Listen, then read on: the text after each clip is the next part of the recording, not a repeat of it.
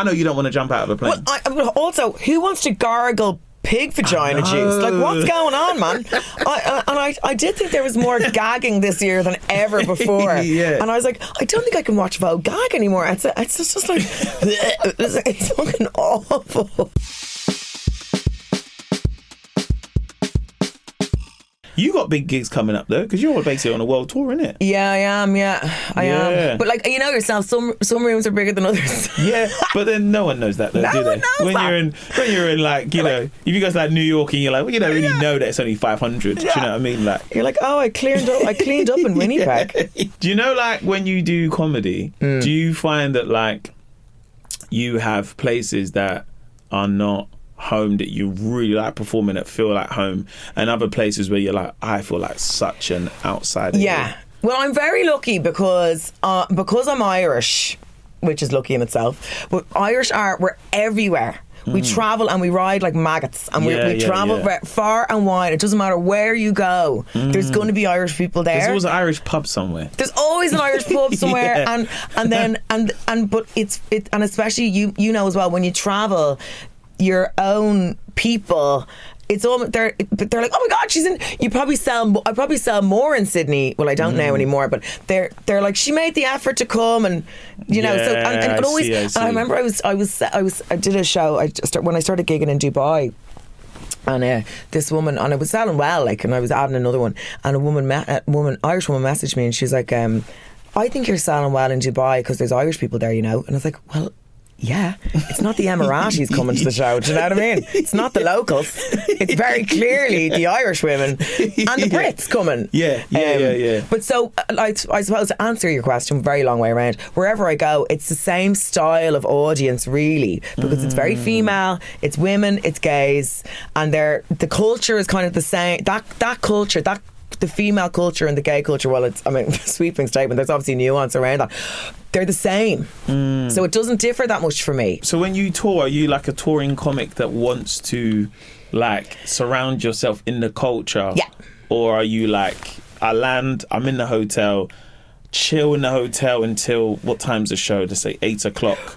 Go to the hotel, leave in the morning, on to the next place. So it depends on the tour, because now, because I don't have kids and I'm single, so I can afford to, like, sometimes they send you through your tour schedule and you're like, what's the rush, man? Like, I wouldn't mind actually spending an hour in New York instead of just doing the show. And then, like, I did the Scandi countries recently, and I was like, every day, fly to the show, and I wish I'd looked at the schedule myself before they sent it over. I mean, like, I would actually really like to see a bit of Oslo or whatever, you know what I mean? And then, so in those days, you kind of have to stay in your room and do the show, because I underestimate the energy that goes into doing the show. It's the only time my Fitbit activates is when I'm on stage. Otherwise, it wouldn't matter. I could go on a run and then at the end they'd be like, oh, tiny bit of movement registered. Whereas the only time my heart rate properly spikes is when I'm on stage. So sometimes I try to do too much in the day and I'm fucking wrecked then. And then I remember it was actually in Oslo, I accidentally I was proper tired, because travelling, I fell asleep in a wheelchair at the baggage carousel. Travelling is tiring. It just is. I don't know why. It just is. It takes a lot out of you. So I ended up taking what I thought, fucking who knows what I thought it was, probably my pill. Anyway, I ended up taking a sleeping tablet as I was about to go on stage. And I was already wrecked. Oh, yeah, shit. Poor Oslo. They're like, are you okay? And I was like, I might just sit down for a few minutes. Fucking hell, man. Yeah, I know, yeah. We powered through. Yeah, because when I travel, especially touring, like, it's funny, my tour manager, he's very much I'm going to wake up at 7, I'm going to find a gym, I'm going to go to the gym there, and then he might take some pictures, and like, he will take pictures, like, you know, put the phone somewhere, he's got this little thing that sticks there, and like, but you're not like, it's not him taking the picture where he looks at the camera, it's like Candid. Someone is taking the picture. So like, we was in Australia and I was like, so hold on, who took this picture? He's like, nah bro, I'll put it in a lamppost. But it's him like walking like, or just in shot, and I'm like, hold on, so wait, you put this picture up and it looks like someone has candidly just snapped you, and it looks amazing, but at the same time I was like, yeah, I'm me. I know. I've got my Fire Stick, I'll take my Apple TV, I've got the laptop, and I'm in bed and I'm watching snacks, and then I'm like, cool, do a bit of work if I need to on the TV in the hotel. I've got the laptop there, I might watch a TV series. I am staying in bed for as long as possible. I know. That's the vibes. I will try. Do you know? Sometimes I feel guilty. Sometimes it's great when you're on tour and it's a lashing rain. You're like, grant, sure, I can't do anything anyway. And the guilt alleviates. But I feel guilty if I'm like, or sometimes I'll tag time on. So I did a European tour during the summer there, and I finished in Amsterdam, so I went and stayed in a canal boat on my own for like 7 days after it, which I will say was 3 days too many. But anyway, I had a boat, and so I'll try and tag time, otherwise I'm like, it's such a waste of these cities. But yeah, you're a fire stick, man. Fair enough. Oh yeah, come on, man. The fact that there was a time when I was walking around and I was like, God, it's Joanne, you'd almost get a selfie stick, but I just don't. I've too much dignity for it. But I was like, you want to take, like your tour manager, you'd like to take a little nice photo of yourself somewhere. I know. I try my best to, but then most times I'm like, ugh. I know. But speaking of travelling, you're obviously originally from Ireland. Yes. How long have you lived in London now for? I moved over about 3 weeks before COVID. I'd say the bat was just unlocking the cage. So I moved over, and then the arse fell out of everything. Yeah. I feel like that's such a transitional period for so many people. Yeah. So everyone always has a story of like, I've done this, and then COVID happened, and everything went left. Yeah. Same thing. I opened up an office. Did you? Yeah, I opened up a lovely office in East London. I renovated the office. I had partition walls in my office, so we were like an office, and you're like, we do the meetings, we do it in there. The kitchen's in there. I bought a load of computers, and I got frames done and everything. Bought a sofa. Wow. Flooring, everything. And is it kind of a production office, really? Yeah. Met the neighbours, everything. I was like, wow, this is it. I put the keys up. I've never done that before. Oh, you did guys, the keys? Just got an office. Bit of news from me. Hired staff. We had to go to, what's it called? First aid training courses and stuff. It was all, and then it was like, COVID's happened. You're indeed. I said, are you fucking kidding me? I was like, and then I've signed this lease for like 2 years. Oh, it was horrible, man. Did they make you honour the lease?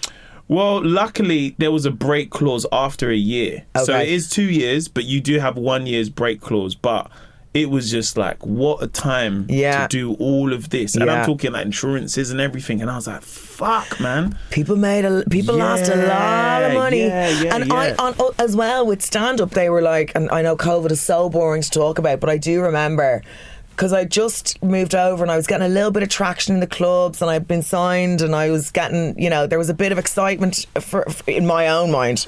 And then obviously, whatever, the world blew up. But people were like, well, no one's going to be in it. I remember they were like, people are going to be in Zorbs now. Yeah. And you're going to be gigging in a plastic ball and everyone's going to be rolling around. And I was like, what? Oh my God, I'm going to have to go back and do nursing. That was the plan. Did you do any Zoom gigs? Did you do any Zoom I Zoomed gigs? My tits off. Did you? Every Saturday night, yeah. Yeah. Because I was so scared that I would lose. Also, it was like, the community of it was great crack. Like just seeing people and interacting with people. But I was so nervous about losing the tiny bit of traction that I had comically that I was like, oh no, we have to keep this going. Yeah. Also, we made a bit of money on those Zoom gigs. Yeah, I feel like the real entrepreneurs started with using like social media at that time, because I didn't do any Zoom gigs, but I'd play in this game that I do online called Quarantine Games, which I bought one of those wheels that you can spin.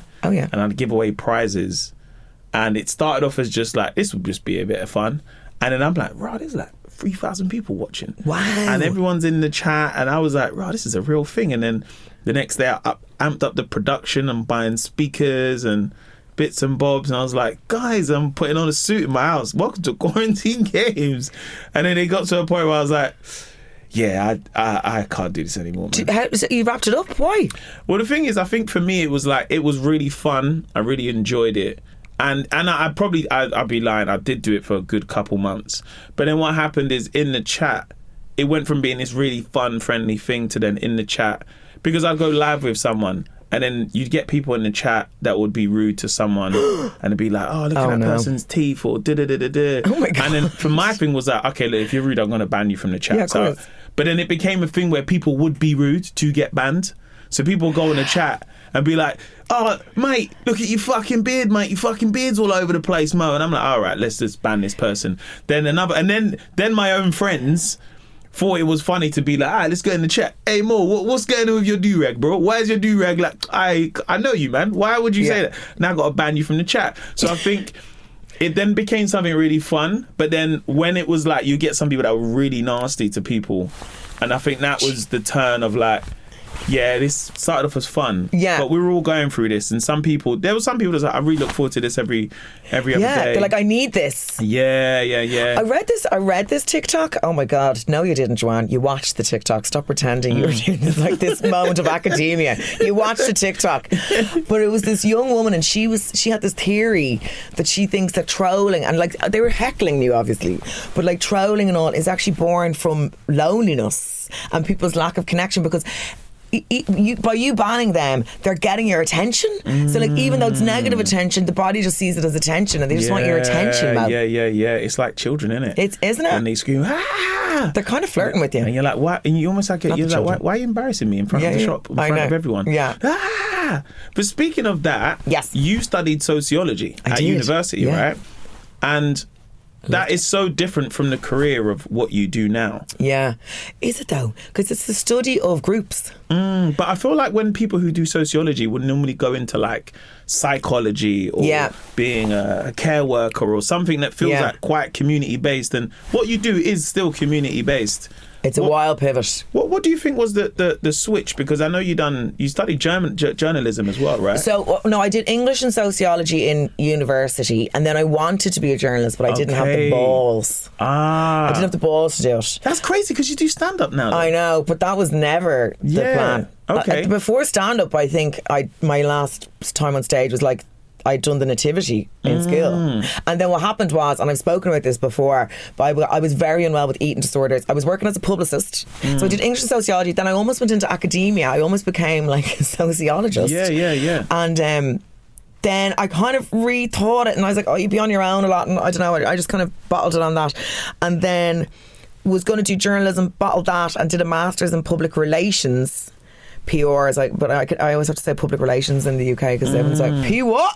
And I'm like, or PR, what? But and then I did that, and then I worked in PR for years, and then I got very unwell, had to leave that, and then was kind of floating around, and then got put in a play, and then I started dating a comic.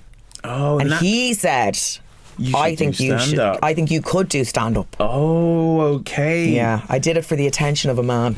So, but did he say that because you were funny though, or was it? Oh yeah, I think I shouldn't say. Oh yeah, no, but I mean, yeah, that was what started it. Yeah, and then I kind of did some work with him, and then I was off. I was out of the gate, and then I just kept going. So how do you not have the confidence? And like you're saying, you didn't have the balls to do journalism, but then you did to do stand-up. Yeah, well, my whole life had changed. So when I had nothing to lose at that point, because I'd no job. I was back living in my mum's. My whole life was up, like I'd kind of exited reality as such, and I was just a mental patient. Yeah. So I was like, well, I can do anything now. There's no expectations on me. I'd no bills to pay anymore. As in, like, I was back living with my mum, and also there was always a little stage pony in me. I think, like, I always loved performing, and I had childhood aspirations of being an actor. So then, and I think the stage thing, I'm not going to say it came easily to me, because stand-up isn't easy, but I felt very at home. I probably felt more at home on stage than I would have felt in a newspaper office trying to be a journalist. Something just clicked in my head, and I was like, oh, this is what I want to do. And the second I'd any sniff of any hint that I could actually make a living out of it and do it as a job, I just went hell for leather on it, and just like foot to the gas, and just didn't come up for air for about 4 years, really. Do you find that when you're on stage you can be like so honest that it makes you more comfortable? Yeah, I think now my first tour was probably a little more guarded, but now I'm more myself on stage. It's probably less of a persona. But like, I know that some people say they find it cathartic, and they talk about all their personal problems. I don't really. I don't really, because I'm like, you can't be charging people in to watch you have a breakdown on stage. Do you know what I mean? Even if there are a couple of gags thrown in, it's a bit self-indulgent, isn't it? Yeah. Pay a therapist. Do you know what I mean? Life is terrible for me, guys, man. Let me tell you how terrible it is. And you're like, oh, you know, everyone's like, that's 50 quid I'm never getting back. See a grown man crying on stage. Where's the crack in that? So when did you start comedy? Was it 2014 that you done like your first show? Was it around that time? Oh no, it was later than that. Was it? Yeah, I think it was 2018. And I'm shit at dates, but it wasn't 2014. I think it was around. I think, unless I've lost my mind. So when did you go to Edinburgh? Because you done a show in Ireland, right? So the first show I did was like that classic one woman show. I'm just about to go back on everything I said. My first, how quickly we forget. My first woman show was about bulimia. And when was that? What year was that? I actually have no idea. 2017 maybe? 2017. And you took that one to Edinburgh, right? Took that to Edinburgh. Ah, yeah. I see. Yeah. How was Edinburgh for you? Did you enjoy it? I won't say I enjoyed it.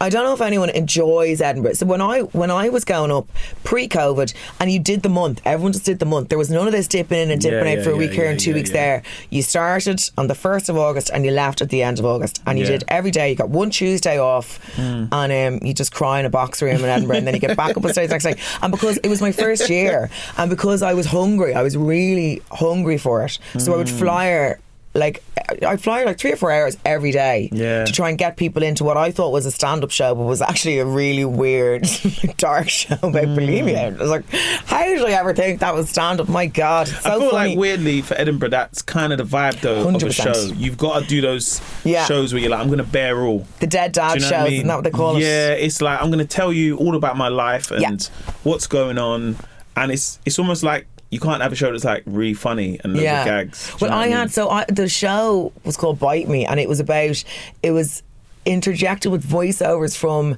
the bulimia. I mean, it's like, it's so Edinburgh. But I because when I was in treatment, the therapists recommend that you give your eating disorder voice a different character so that you can argue against it rather than just accepting what it tells you. Because if it's in your own tone, if it sounds like I sound now, just a 40-year-old woman from Ireland, I'm going to listen to it because I'm like, well, she seems, I know her, that's me. So I made mine Louis Walsh. So I turned it into Louis Walsh because at the time he was a judge on Britain's Got Talent and he was very encouraging. He's like, everyone loves you, blah, blah, blah. So for the crack, I was like, I'll make it Louis Walsh. So I had the voiceover guy pretending to be Louis Walsh. The whole thing was absolute fucking chaos. Looking back now, but I flyered hard. So I think I broke even the first year, which I know is slightly unusual, but I wasn't in a massively big room and I flyered my tits off.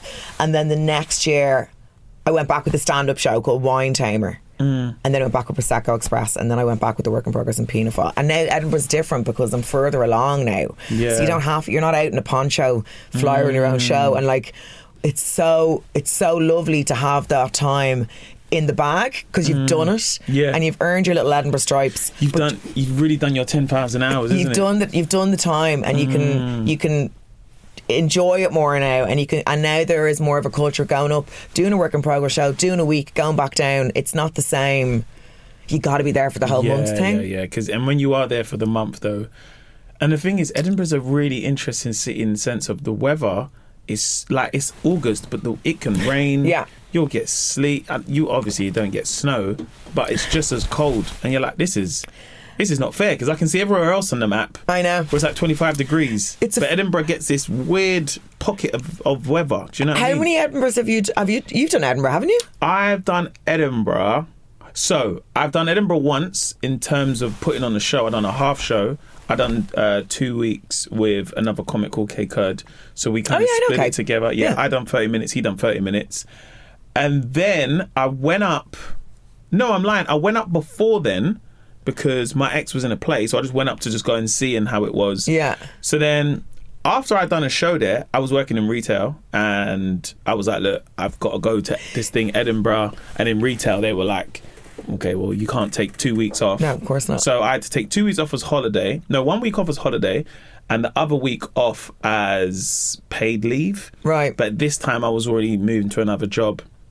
And then every time I went up after that, I was quite fortunate because by then I was already kind of doing my own tour, so I just got to go up for God. 2 days. It was so quick for you then, wasn't it? Yeah. You just popped. Yeah, but also I'd been on the circuit prior to that, just up and down the country, just doing like spots at like your junglers and everywhere else. They always say, oh, do you know this term, like an overnight? But there's never, because you were doing the time behind the scenes. Do you know what I mean? But it just to the outside world, it's like, whoa. Yeah, massively. Where's this lad come from? And I think that was crazy because once I then got to go back there, I think I went up with like Channel 4 had this thing of like all the shows that were going to come out next year. So Ian Katz had this really nice dinner, and you've got other people who have shows there and stuff, and I think the Big Nasty show was about to come out and something else. So I got to sit at this dinner, and then while I was there for like the day before, because I was there for like 3 days, I would then see a few shows, and everyone's like, "Oh, what's up, man? You gigging?"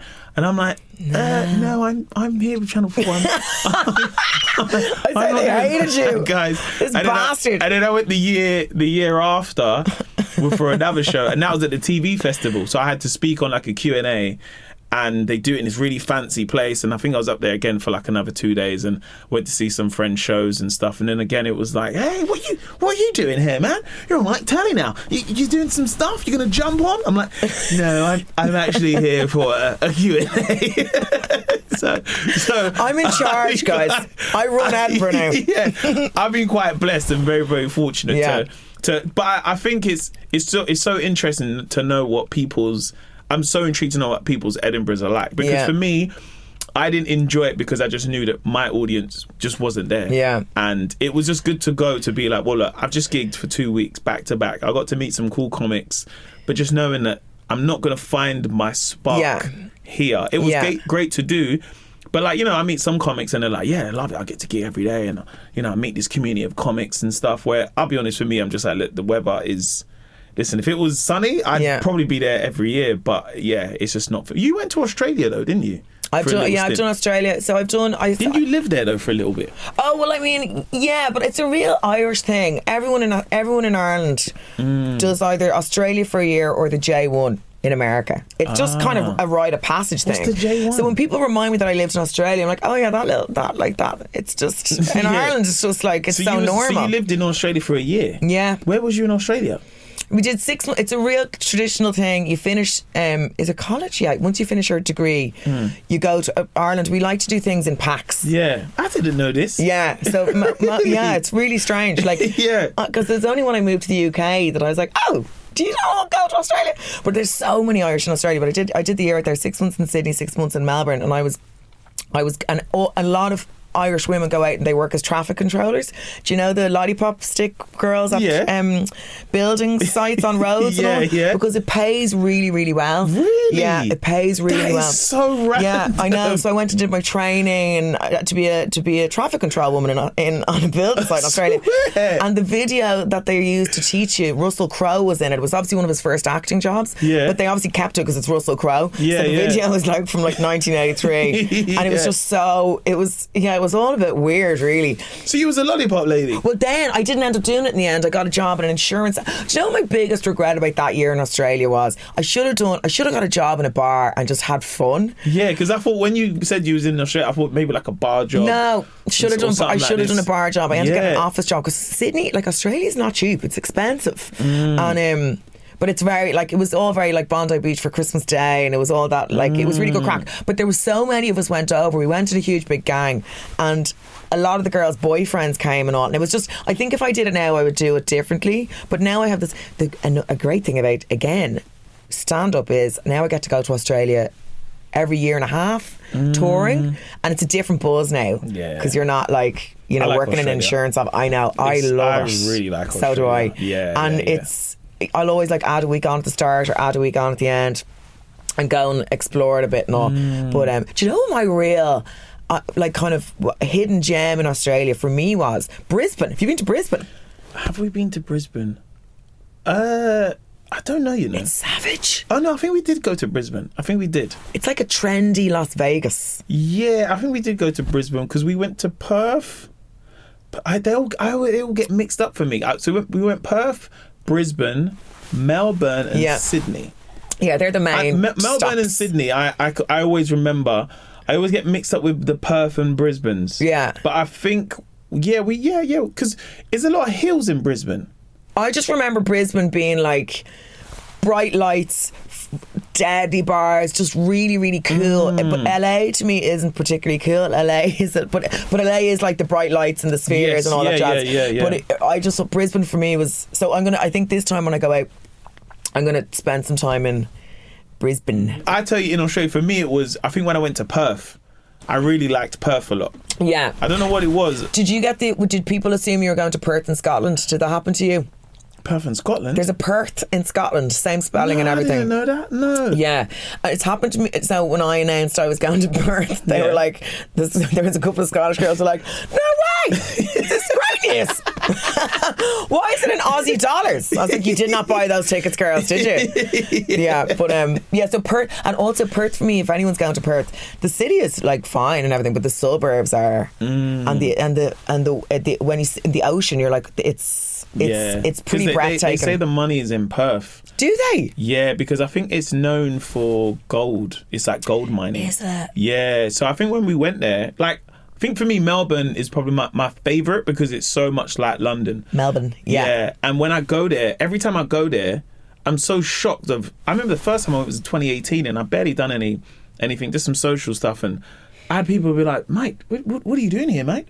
And I was like, what? It was like, mate, I watched you on television. How'd you get here? And I was like, oh, thanks. I remember once we went to, me and my tour manager, Van, we went to this place. We had someone show us around. I think it was with Just for Laughs. And it was like, I'll show you around and be your chaperone, like, anywhere you want to go. And we was like, we just want to go and get a drink. Took us to this club. I'll never forget. We walked in this club and it was genuinely like step up to. So like people were like dancing, like you sweat, and like people are really going for it. And it was mad because everyone felt like they knew each other. So when we walked in, it's like we had walked in and we walked past people and everyone's just looking at us like who gay is crashed that? a house party. And I was like, why is everyone looking at us? And it was so mad because this was probably my first time going to Australia. And I think at that stage, probably the furthest place I had ever been. Well, it's so far. Yeah. And I had a black guy come up to me and he was like, oh my God, mate, Mo Gilligan, what are you doing here? Now you got to remember, I grew up in South London and I had never seen like a black Australian. And if I did, it was maybe on like Home and Away. But I was like, where are you from? And he's like, man, I'm from here, mate. Fucking hell, I watch you in Big Nasty on the show. What are you doing here, brother? And I was like, hold on a minute. This is a simulation. Like, but I think Melbourne felt so much like home. Yeah, for me. Melbourne's the kind of trendy one, isn't it? Yeah. When you said you went to a bar like Step Up, I thought you were going to say they took you to a titty bar because Australia is the east. No, hold on. North, south, east. I'm not a pirate. What's where? I think Melbourne. Melbourne's down there. Yeah, it's at the bottom. So if I'm looking staring at Australia, what's on the left? East, west. Sydney's on the left. No, Sydney's on the right. No. Perth is on the left. There you go. So is that west? Yeah. West, Perth is west coast. On the west coast. Yeah. So down the west coast where they do a lot of the mining.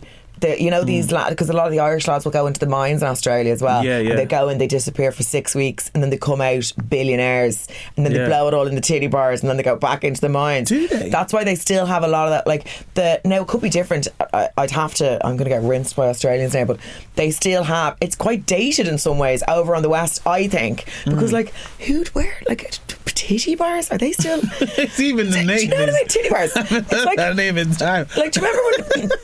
Is page 3 gone? Yeah, page 3's gone. Did you miss it? Yeah. I never used to watch it. Do you know why? No, because when we were young, we'd get the metro. So like if you was on the bus or on the tube, everyone get the metro, but then there'd be one child in school that would be like, hey, guess what I've got? Yeah. He'd be like, what's that? He'd say, hey, look. Check that out. And we'd be like, okay. And then one teacher was like, what's that? No, it's banned. And then in the school, like if you was caught with like the Sun or like a Daily Sport. Yeah, it was long. But I think it is. But isn't it so funny? Like, it made no sense though, you know? It made no sense. Just a crossword and then a woman's tits. What? Yes. But then there used to be a quote. Do you remember the quote? No. So there used to be like a woman that was like half naked and then there would be a quote about what's going on in the world. So it would be like, oh my God, I think it's crazy. If you can be anything in the world, be kind. But it wouldn't link. Yeah. But it would be like, oh my God, it's so crazy. with, you know, England getting through to the 2006 World Cup. But guys, we all need to have a thought of what's going on in Hurricane Katrina. And I'm like, hold on a second, what the fuck has this got to do with anything? So like where you are now in like in your career now, within your middle, it must feel like a really nice moment within your life where you're saying like, you know, I can go to Australia because, you know, you have a world tour coming up next year and you're doing like big places, you're going across the world. How does that in terms of like affect like where you are within your career? Because it must feel like almost like, well, I can basically have a week in Australia and do anything.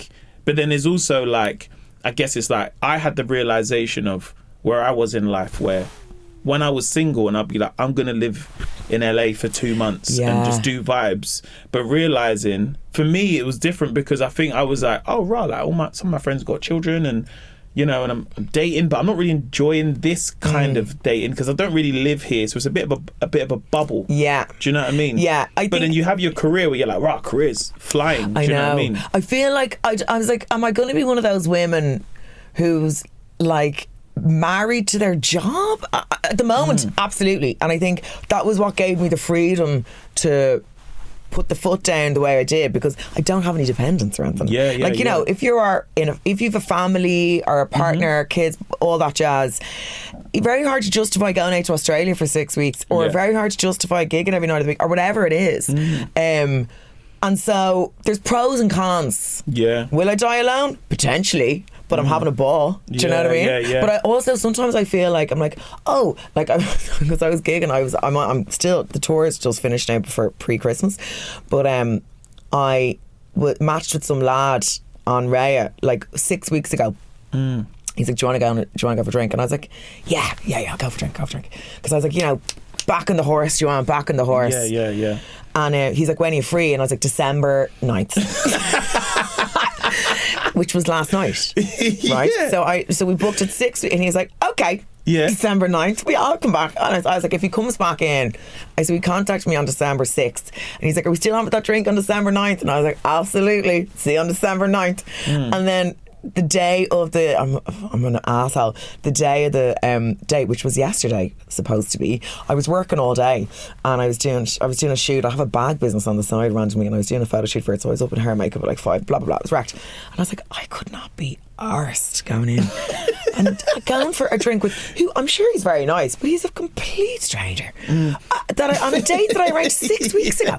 I don't even know if I fancy him. No, do you know what I mean? You're like, this is a waste of my time. So I have a voice going, Joanne, don't fucking drag yourself into town to meet a random. And they're like, Joanne, if you don't start going back and making an effort, you're gonna die on your own. Do you remember? And then this battle goes on in your head. See, sometimes they're the ones that's your life partner, you know. I know. That's how that. Do you know what it is? Yeah. Not now. Because me and my now fiance, we done that same thing. You engaged? Yeah. Wow. So congrats. when I was texting her, I was like, look, like I'm gonna go to New York. No, the week before I was like, do you want to meet up for a drink? She said, oh well, my mum and sister is here, so I'm gonna spend time with them. So I was like, the fuck? All right, cool. You. And then I was like, well, I'm going to be in New York for about 10 days. So maybe when I come back, we can do it. So again, it's like 2 weeks had gone. But did you stay in contact with her when you were gone? Kind of, but it was like, I knew her mum and sister was here. Here. So, because her mum and sister don't live here. So they was visiting. And I was in New York. And I was trying to work on the tour. So I was like, I've done the whole, like, I'm going to go New York. Run in Central Park, gives me inspiration. Go to a coffee shop and write. It's such a kill city. Well, I wasn't doing that. I'll go and get a $1 slice of pizza. I'll go to Central Park. I write a title, and then I'm like, yeah, this is long, man. Yeah. and then I remember it just transpired, and I was like, oh, like, you still up for like going for a drink on the Saturday? And then it was like, yeah. And I think again, we weren't doing the back and forth. Hey, how's New York? How's the mum and sister? Everything. But then that day is like, once I sat down for first 5 minutes, I knew I was like, I'm going to marry this woman. What? Yeah, I knew that in 5 minutes. Oh my God. Yeah. And I always say it's that so thing romantic. where, you know, like when you're saying is that you've met someone, but also it's the work thing. Because work is like such a pillar of what you do in terms of it's how you pay your bills, it's how you progress in your life, especially when life is like almost like you're like, well, I don't have any dependents. That's it. But also I can see like where my career is going and I'm selling out venues. I'm at a stage in my life where, wow, like things are really like moving. Like blink and you're one place and blink you're wherever, but also knowing that you're like, wow, that person I've always wanted to meet might just be round the corner, but I'm not going to meet them romantically on the tube. Do you know what I mean? I know. Like, I know. And you have to, and do you know what? Like, if you're this is why I was like, Joanne, do you actually want to meet someone? Because you're putting in like, unless someone breaks into my house at this stage, like, you're putting no work in. You have to be honest with yourself and say, because dating is, like, sometimes on a Sunday, me and my mate Susan will be like, all right, we put a shift in on Hinge. Okay, we'll put an hour in. You're like, okay, rolling up the sleeves. You're like, okay, yeah, I'm going to start the shift at 6 and I'll hopefully have a date boxed up by 8 p.m. And then you clock out a Hinge for the evening and you get back to your life. But like, you do have to put the work into it. You have to put the work in. And I'm very much at the moment, like, I blew off. That date was in the calendar for 6 fucking That's weeks. a lot, man. Do you think there'll be another date? I don't know. I mean, like, I was just, he looked normal. That's all. I'm just like, he looks normal. Yeah, Grant, I'll go meet you. Yeah. Why not? But like, we weren't chatting or anything. There was no. But sometimes I think the chatting, you can overdo the chatting stage as well, and then you're like. Then you meet them and you're like, were you using fucking ChatGPT? Because you're very boring in real life.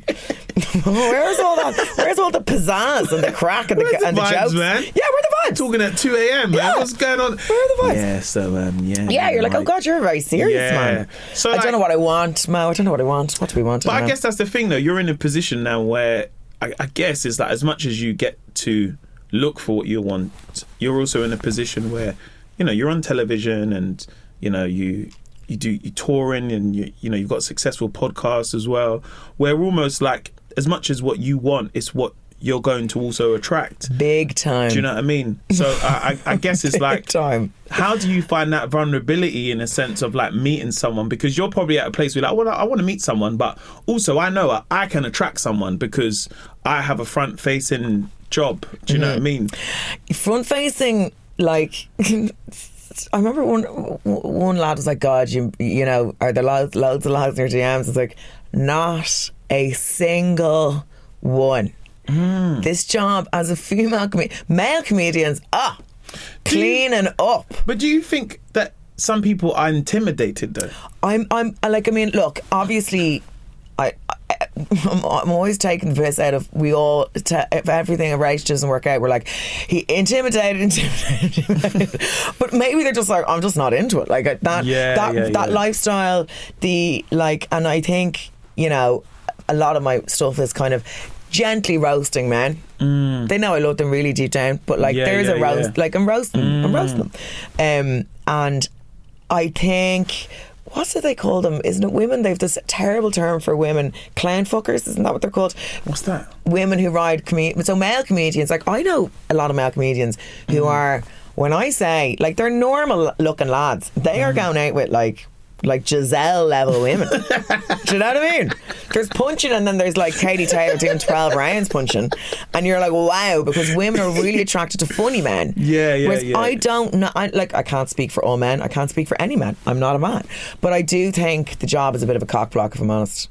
I think some men can be intimidated by funny women because it's, I guess it sometimes can be the attention of, you know, men like to have the attention in a sense of, my job is different because I make people laugh for a living, but having, you know, the room listen to your every word and making them laugh is a very nice feeling. It's power, you see. Yeah. And not that makes us sound like fascists, that we're up there laughing, ha ha ha, all the power. That's not what I meant. What I mean is, I think there is, like, men and women can be quite traditional at times in what they want, and dynamics and sex and love, and it's all power. Yeah, but I think men can be very intimidated when women are very funny. I think. Do you know what I mean? Because the thing is that my mum is very funny. Yeah. So I always say I get my comedy like from my mum. Like, I've been around my mum and she can just say one-liners, but a lot of the women in my family are very funny women. Yeah. So I've always been, so for me, it's been my norm.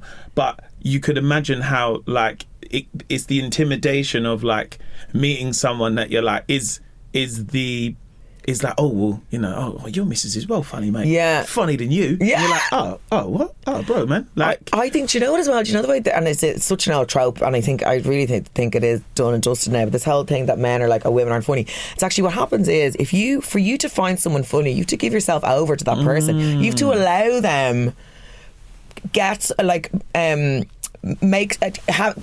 you have to allow your brain be changed by what that person is saying to you and allow yourself to laugh. And a lot of men, and I've seen them at shows when I'm down doing Top Secret, and there's some prick fucking sitting there with his arms folded looking at me like he wants me dead, and I'm like, he wants me to know he doesn't like what I'm doing, he wants me to know he doesn't think it's funny, and it is all power. He's like, I am not giving myself over to you because you're a woman and I don't agree with it, and they're the lads who are like I won't say, actually I'm not going to say the lads, I was going to say something terrible there, I won't say, but it's power, and so that's like, it's not that women are funny, it's that you will not allow yourself be controlled by a woman on stage. You will not allow her tickle your sense of humour. You just won't give it to her. But it's that thing where it's like you get the arms crossed. Yeah. Like, go on then, make me laugh. Yeah. Oh yeah. What's all this about then? And his wife will be cracking up. Yeah. And he's like, or sometimes I'm looking at the wife going, you poor bitch. Imagine living with that absolute crank. Do you know what I mean? And sometimes you can see them being like, they're kind of quiet themselves, like, oh, run, you need to go and ask for Angela at the bar and fucking get out of that marriage. Yeah. You can sense he's a bastard. You can just feel it off him.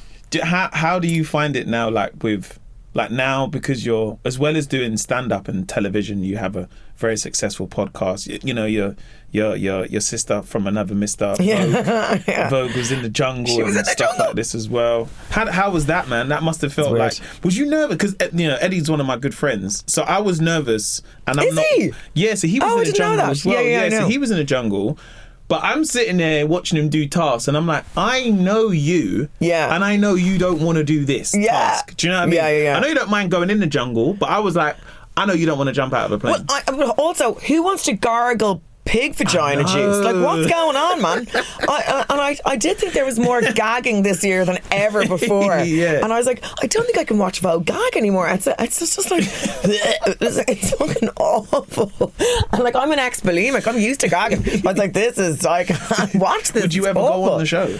Because I guess that's what happens now, isn't it? Because my friend Baba Tunde's gone in the jungle. Eddie Caddy's gone in the jungle. They've both done Strictly. I haven't done either. Yeah. So now it's like, come on, Mo, you go in there. I don't know. Would you ever go on there? I don't know. I think, I thought maybe, I definitely think that for all the reality TV shows, I think the jungle would suit me the most. The dancing, I don't know, like, as a comic, you're kind of want to show, ultimately you're there to boost your profile, make a bit of money, sell some tickets. That's why people do it. No one's going in there for the crack. They're not going in because they want a bit of jungle time. They're going in to advance themselves in some way, whether it be financially or professionally, right? But I think the dancing as a comedian, I don't think you get that much of an opportunity to show yourself, to show maybe your comedy chops or whatever it is, because you're just dancing. Now, I can't dance. Well, I think I dance like Ellen DeGeneres now, because I'm in my 40s, just kind of like tap around. Like, I have a bit of a dad bod move now. But so I do think the jungle would be the best way to show a side of yourself that you want to sell, not to sell. Well, you are selling it, I guess. However, in the same breath, I will say, having watched Vogue on it this year, I was like, I do not know if I could do it. The jar. Did you see the episode where they were all drinking jars of like fish jizz and all? Fucking gross. It was disgusting. Now I will say, Vogue she won Bear Grylls. She does. You think she's like, because she's just this like hot blonde white woman. You're like, she couldn't fucking. She won Bear Grylls. Yeah. She's got spice in her bag. Do you know what I mean? She got 11 stars. She got 11 stars in one competition or whatever they're called. What are they called? I know what you mean, but I can't. Tasks, whatever. And she got, because she's a little sportswoman, because she trains every day. She's ripped, she's shredded, and she's jacked. So I thought, when she was going in, I was like, she's gonna fucking win this, you know. I really, really was like, she's going to win this. And then I had never heard, and that doesn't mean anything because I'm of a different generation, H and Ginge. I wasn't aware of their work because they're younger and older, and I didn't know these YouTube stars. They're fucking huge, huge. I think Ginge had the most votes in 5 years. 65% of the audience. Mad. Mad stuff. Anyway, what was the question? No, I wouldn't do it. You wouldn't do it. Now, come back to me in 5 years' time when I've had some sort of cancellation. You know what I mean? And I'm having a pot to piss in, and I'll be like, oh, I'll be jumping out of that plane and gargling pig juice. You fucking wait and see. How do you find it with the success of the podcast as well? Because with your podcast, My Therapist Ghosted Me, it's become hugely popular. And I guess it's like interesting as a comic where you get to show a different side of yourself that's not, you know, front-facing television stuff. It's people that tune in, they tune in every week. It's a chance for you to show like who you are and, you know, honest conversations, but also you're able to essentially like do stuff off the back of it separately. Do you know what I mean? And you will know this because we're sitting here doing your podcast. It is a game changer. Like, I couldn't get arrested on UK telly. Now, in fairness, I say that I've done Taskmaster and stuff, but like all the panel shows and all, not happening. Catster's Countdown, not happening. Mock the Week, not happening. Just wasn't happening, right? Yeah. Then the podcast started doing well, and suddenly you're like, oh, I don't need them anymore. You're master of your own ship now. Actually, the power of the podcasts have way more power now than TV does. Like, the one great thing about TV, I think, still is that you're putting the laps of people who have never seen or heard of you before. Whereas a podcast, you're kind of playing to your own audience. And touring now, I'm kind of playing to my own audience because I tour my own show now rather than doing comedy gigs. And that's a real benefit of doing stuff like the panel shows and things like that, because they're just watching you because they're watching their show that you happen to be on. So then if they like you, they'll follow up and hopefully buy a ticket or whatever. But there's such freedom in the podcasting world. Like, I know back in the day, do you know Tommy Tiernan, Irish comic? I was talking to him about it, and he was like, back in the day, like when he started, he's like, you just had to keep gigging. Like, there was no way of getting into the ears of someone in Australia, really, unless you kind of went and gigged in Australia, or like they saw some TV show that I kind of crossed over. Whereas now, like, it's kind of hard to get your head around the power of podcasting. And still to this day, when you meet someone and they're like, oh, I'm thinking, I was like, do you have a podcast? No. Why not? And they're like, oh, well, you know, everyone has a podcast, and everyone benefits from having a podcast. That's just the truth. Like, and they're saying it's a saturated market. But they were saying that to me before I started my podcast, and we've certainly found a hole, do you know what I mean? And like, it's changed both our careers and our lives, the Ghost of Podcast has. I don't believe that notion with podcasting. I think it's saturated because you know of more podcasts, but also I think it's like, you know, I had this question when we done a Q&A about this podcast, and so I was like, do you think there's too many podcasts? And I was just like, well, not really, because there's a lot of books.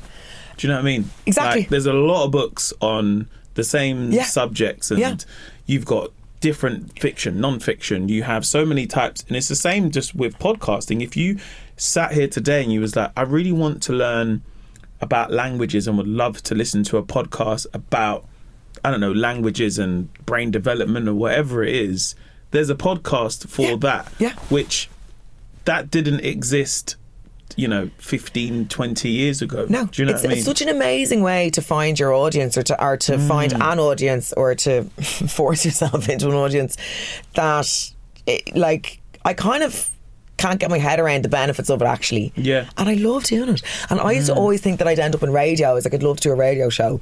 But a radio, you're so locked in. It's like going to school. You're so locked into, if you're set holidays, they have to work with your other presenter. Whereas me and Vogue, we strap a mic onto our chest once a week, twice a week, from anywhere in the world. It's it's one of the best jobs in the world. It has to be. And you're just having the crack with your mate. How do you find it differs from doing, you know, live podcast shows to your own live stand-up shows? Well, when we did the live tour, so I don't, and this is just a taste thing, but I don't enjoy, when I listen to the podcasts I listen to, and when they do lives, and they just do like their normal episode, but it's in front of a live audience, and then that's the episode they put out for me to listen to, I don't like them, because the appeal of a podcast is the intimacy of the podcast. Yeah. So when I know the people that I love listening to are playing to a room of people that I can't see, I don't enjoy it as much. Yeah. So when me and Vo were going on tour, I was saying, I think I want a show, like a standalone show that's the same show every night with like improv bits at the start, which is kind of like stand up sitting down, and it's us, and then we got a director called Una McKevitt and we turned it into a stage show rather than me and Vogue sitting up there talking shit, which we do on Ghosted. Also, that gets a heavy edit.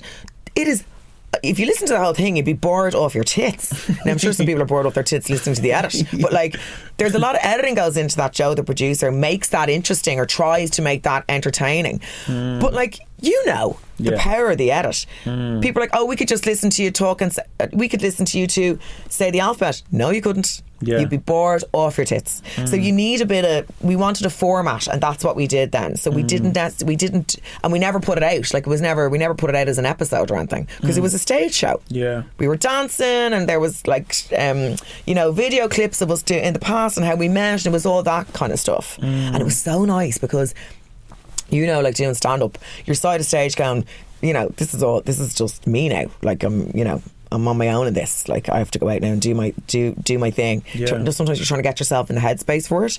Whereas when I was doing Ghosted with Vogue, I was like, fucking grand. It was like a walk in the park, because I had someone on the stage with me. Did it feel like you wasn't even working as well? Just looking at her chatting away, and I was having a drink, and then I'd kind of chip in, and it was great. It was brilliant. Yeah.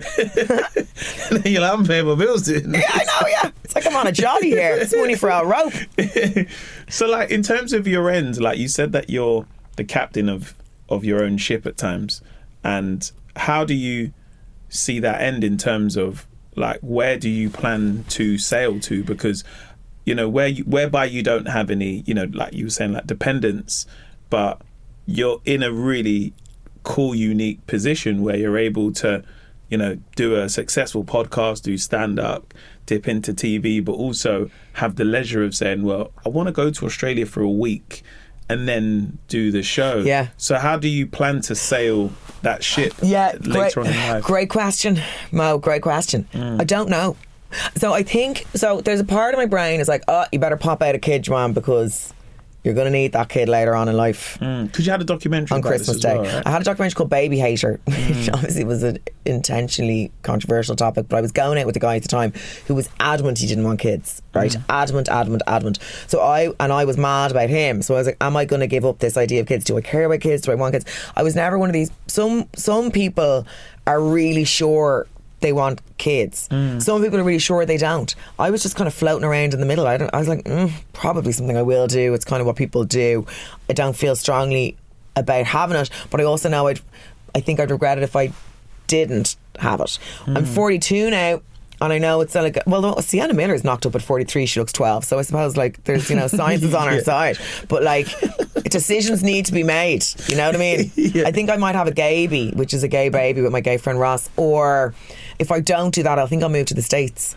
Oh, okay. I think when Pedophile finishes, so if Pedophile finishes I'm doing a 3 arena, my first arena show in Ireland next December. Tour. Just for anyone listening, Pedophile. I file that's Pino. the name of the tour show. Yeah, Pedophile. Yeah. I date age appropriate, but I file Pino, and I thought it was a fun pun. Yeah.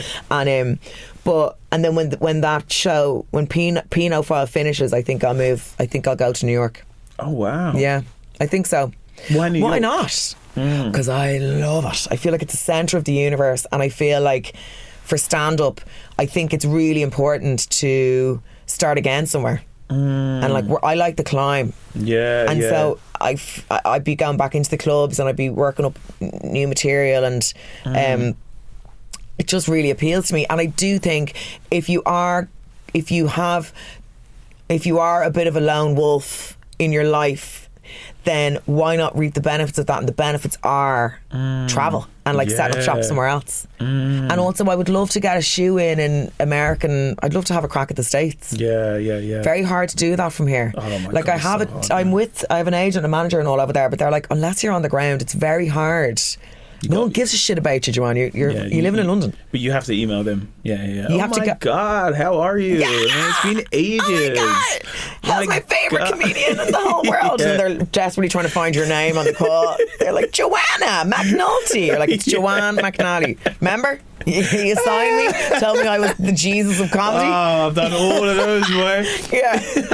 I'm trying to like, hey, how are you? It looks sunny over there. Yeah. Okay, great. Loving everything, bro. Yeah. It's amazing. But I'm gonna come over there. We've got to go to Foreman and Masons. I'm like, what the fuck do you want to go to Foreman and Masons for, bro? I need some work. Yeah, I know. Oh, they're very funny. It's that absolute stereotypical idea of American managers and all. It is so true. It's just like everything you see in the films. They are up your arse so intensely when they sign you that you come out going, maybe I am a genius. Do you know what I mean? They all seem to think I'm a genius.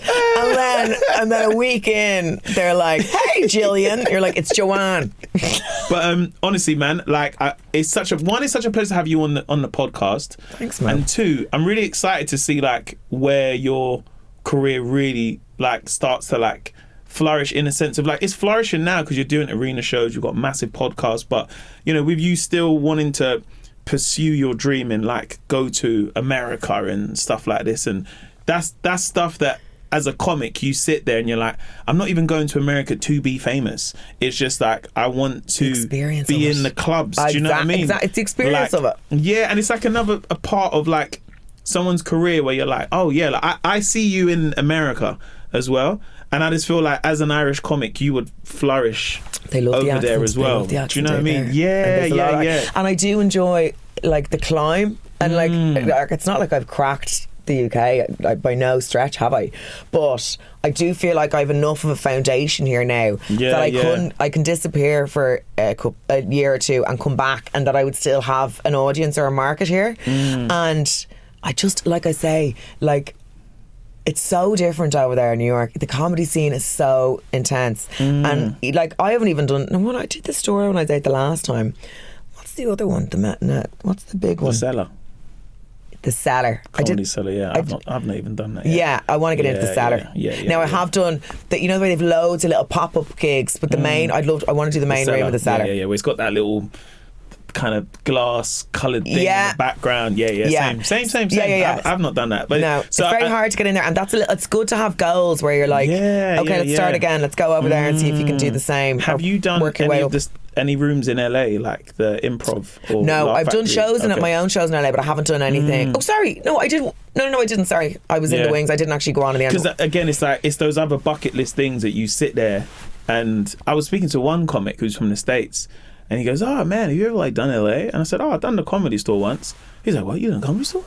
I was like, yeah, bro. I just done like, he's like, oh my God, you know how hard it is? And it's like, they got like 3 rooms, but I've done like a show with a bunch of other comics, and it was the main room. He's like, dude, you play in the main room?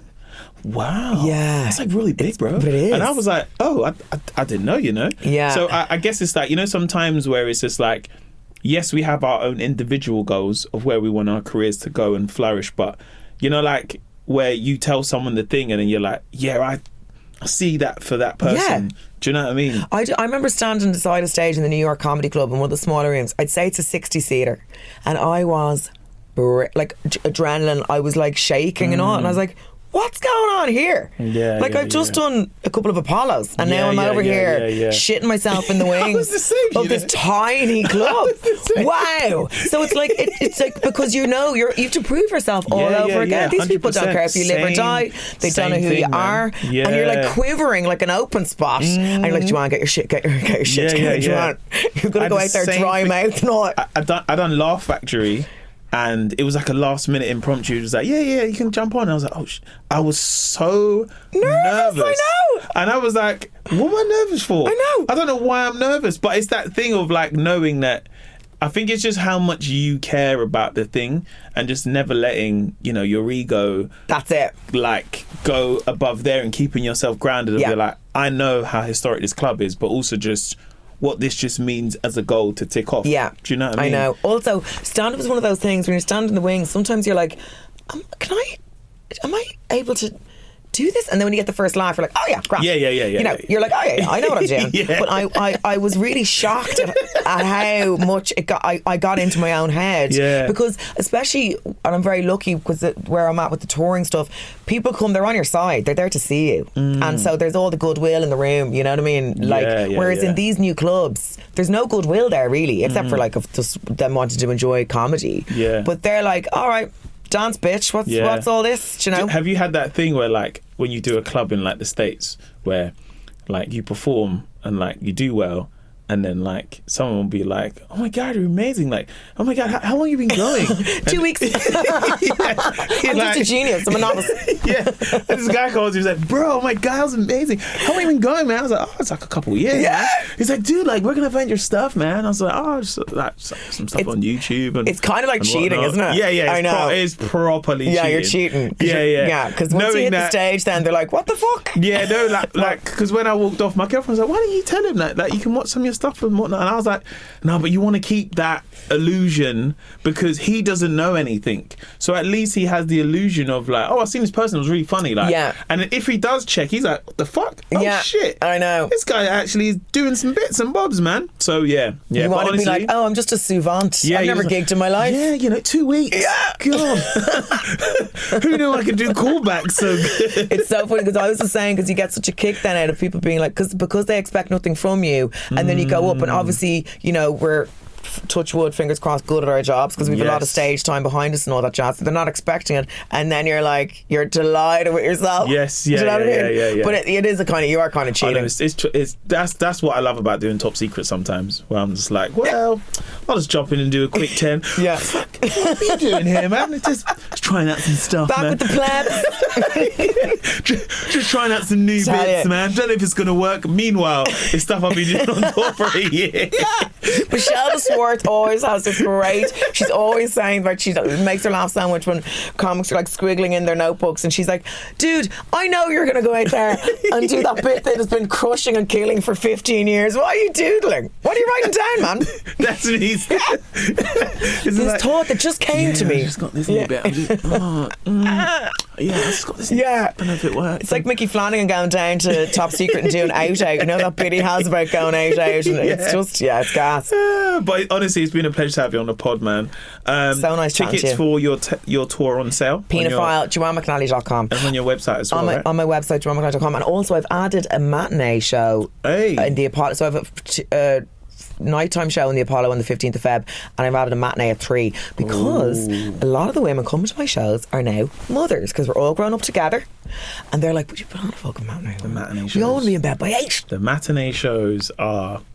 It's the cash cow that keeps cashing in because they go for the bottomless brunch beforehand. So by the time they get to you, they're in a blackout. You're like, hey girls. And they work really well in winter because it gets dark at like 3-4 o'clock, so it doesn't feel like you're like, oh my god, this is so late and it's now 9 o'clock and you've got to get parking, where you're like, oh, I got 3, I can still do stuff at the end of the day. On a Sunday, I love a matinee on a Sunday. I love it. I love a sense of purpose on a Sunday morning. Curly blow dry, into town, matinee show, bed by 8. Yeah. The dream. It's been a pleasure to have you on the pod, man, and this has been your beginning, middle and end. Thank you very much, man. Thank you. I'm going to clap myself, man. Hey, what's up? Thank you so much for listening to the podcast today. Now, a lot goes into making each episode. I know you hear my voice, but there's a team behind the scenes who help make it. And if you did enjoy it, I'd really, really appreciate if you could show the love to them by giving us 5 stars. And if you also have the time, please leave us a review. It's always appreciated, and we love reading the comments. And of course, we want to keep making it better. Thank you for listening, and have a great day. Peace.